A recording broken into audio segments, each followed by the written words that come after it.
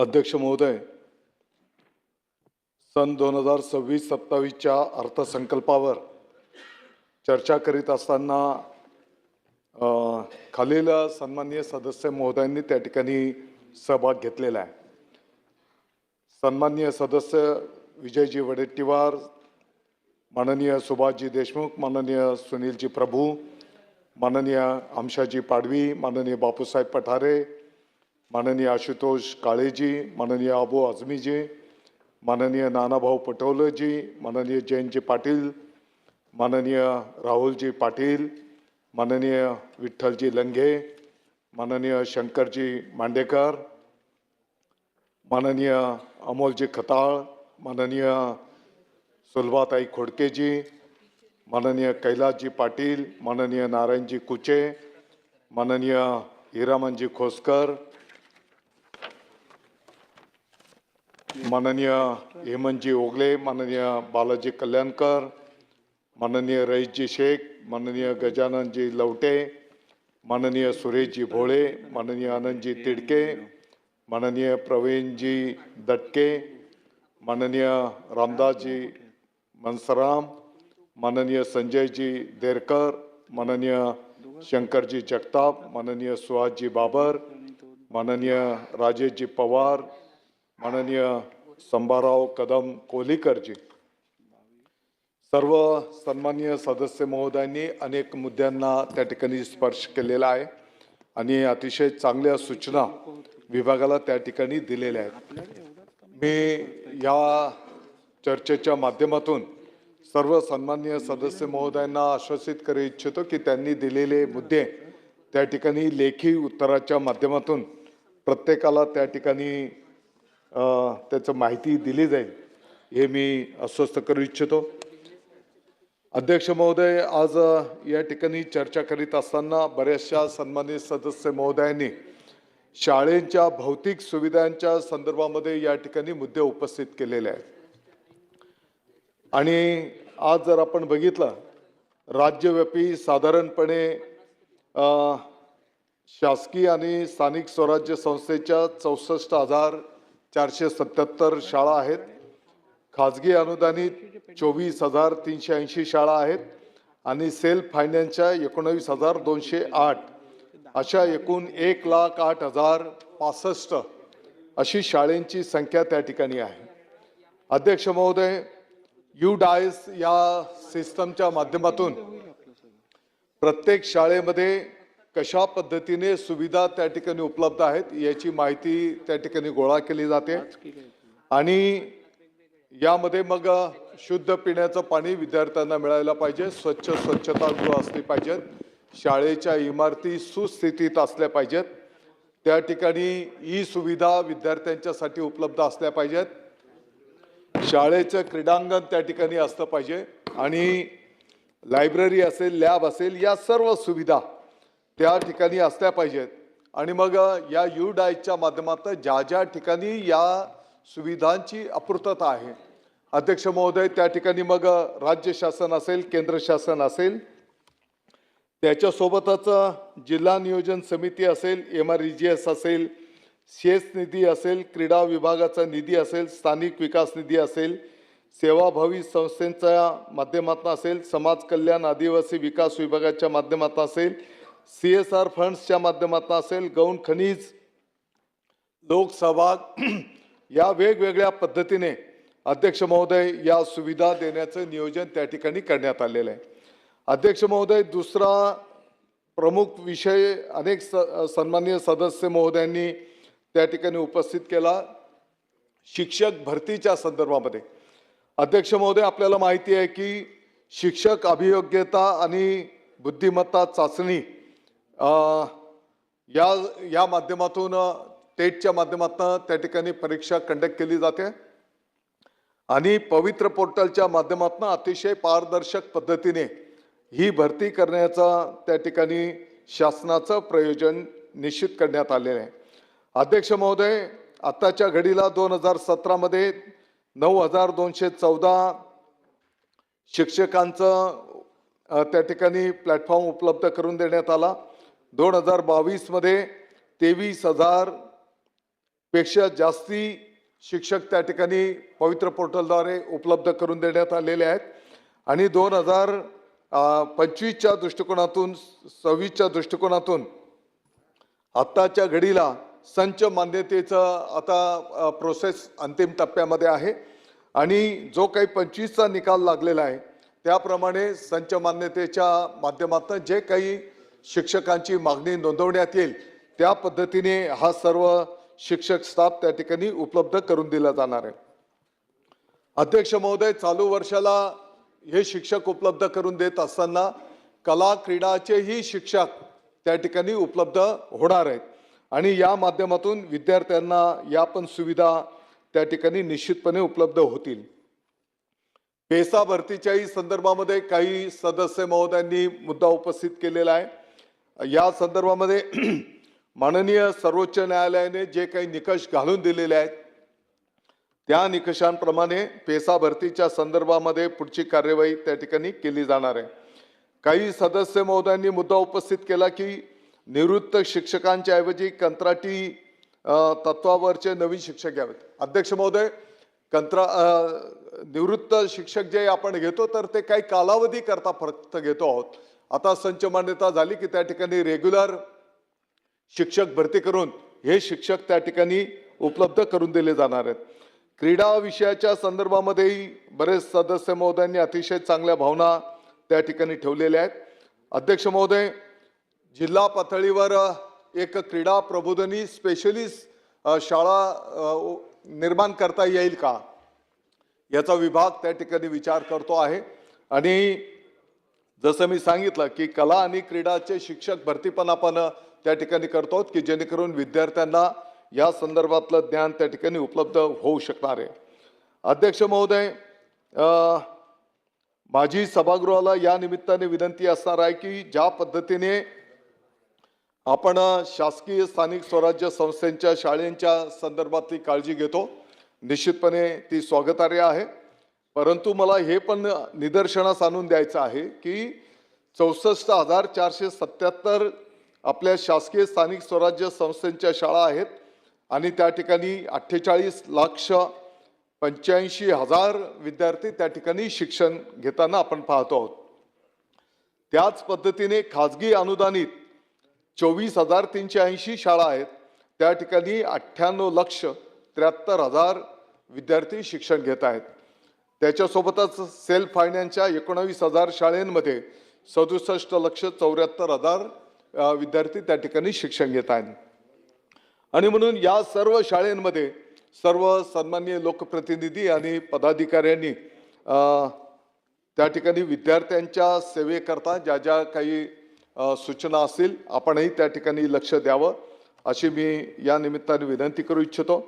अध्यक्ष महोदय, आता येणाऱ्या काही दिवसांमध्येच पुणे जिल्ह्याच्या दौंड तालुक्याच्या गरदरेवाडी या ठिकाणी त्या गावाच्या सर्व ग्रामस्थांनी एकत्र येत जिल्हा परिषदची जी शाळा होती 1 महिन्यामध्ये अतिशय क्रांतिकारी बदल त्या संपूर्ण गावाने एकत्रित येऊन त्या ठिकाणी करून दाखवला. शाळेचं अंतर आणि बाह्य म्हणजे ज्याला आपण बोलतो की क्वालिटी एज्युकेशन आणि त्याच्यासोबत भौतिक सुविधा यामध्ये सर्व गाव एकत्रित आलं आणि शासनाचंही त्या ठिकाणी थोडं सहकार्य मिळालं. परंतु गावाच्या सहकार्याने ही शाळा त्या ठिकाणी 1 महिन्यामध्ये त्यांनी बदल करून दाखवलेला आहे. अध्यक्ष महाराष्ट्रामध्ये अनेक शाळा अशा आहेत की त्या 365 दिवस शाळा चालतात. अनेक आमचे शिक्षक बंधू भगिनी असे आहेत की त्यांनी अतिशय समर्पित पद्धतीने सेवा त्या ठिकाणी द्यायला घेतलेली आहे. अध्यक्ष महोदय, जे आदर्श शिक्षक आहेत, आयडॉल शिक्षक म्हणून आम्ही त्यांची निवड त्या ठिकाणी करायला घेतलेली आहे आणि त्यांनी त्यांच्या अनुभवातनं जे चांगलं कौशल्य प्राप्त केलेलं आहे ते त्या शाळेपुरतं मर्यादित न राहता आजूबाजूच्याही शाळांना त्याचं ज्ञान कसं प्रतिवर्तित आपल्याला करता येईल त्याचंही नियोजन आम्ही त्या ठिकाणी करायला घेतलेलं आहे. अध्यक्ष महोदय, गरदरेवाडीचा जो काही कार्यक्रम संपन्न होणार आहे ते पाहून आजूबाजूच्याही 100 गावांनी निर्णय त्या पद्धतीने केला आणि 100 गावांनी लोकसहभागातून आपल्या आपल्या गावाची शाळा त्या ठिकाणी चांगल्या स्थितीमध्ये आणण्याचा निर्णय त्या ठिकाणी केलेला आहे। शिक्षक बांधवांनी त्यामध्ये मोठा पुढाकार घेतलेला आहे। त्या जिल्ह्याच्या मग सीओ असतील, जिल्हाधिकारी असतील, पालकमंत्री महोदय असतील, लोकप्रतिनिधी असतील, या सर्वांनी एकत्रितपणे येत त्या ठिकाणी या शाळेचा कायापालट करण्याचा निर्णय केलेला आहे। माझी सर्व सभागृहाला विनंती असणार आहे की आपणही जरा लोकांमध्ये जाऊन या विषयाचं गांभीर्य जरा निदर्शनास आणून दिलं तर निश्चितपणे त्याचा मोठ्या प्रमाणात फायदा त्या ठिकाणी होऊ शकणार आहे। अध्यक्ष महोदय, जोपर्यंत ही एक लोक चळवळ होत नाही तोपर्यंत आपल्याला अपेक्षित असलेलं यश त्या ठिकाणी मिळू शकणार नाही। काही शाळा अध्यक्ष महोदय अशा पण आहेत, आमच्या त्र्यंबकेश्वर तालुक्यातली हिवाळी नावाची शाळा होती, म्हणजे आता पण आहे, परंतु आता ती चांगल्या इमारतीमध्ये स्थलांतरित झाली।